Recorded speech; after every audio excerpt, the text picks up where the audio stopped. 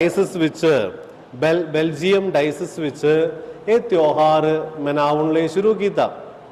ਮਤਲਬ ਪੂਰਾ Catholic church ਵਿੱਚ ਨਹੀਂ, ਪਰ ਸਿਰਫ ਬੈਲਜੀਅਮ ਡਾਇਸਿਸ ਵਿੱਚ ਇਹ ਤਿਉਹਾਰ ਮਨਾਉਣ ਲਈ ਸ਼ੁਰੂ ਕੀਤਾ। ਸੋ ਪਹਿਲਾ ਘਟਨਾ ਇਹ ਹੈ, ਸੰਧਨੀ ਜੂਲੀਆਨਾ ਦਾ ਦਰਸ਼ਨ ਦੇ ਮੁਤਾਬਿਕ ਇਹ ਤਿਉਹਾਰ ਬੈਲਜੀਅਮ ਡਾਇਸਿਸ ਵਿੱਚ ਸ਼ੁਰੂ ਕੀਤਾ। Hallelujah, hallelujah. ਅਤੇ दूसरा घटना एक इवेंट हो गया, दूसरा एक चमत्कार हो गया।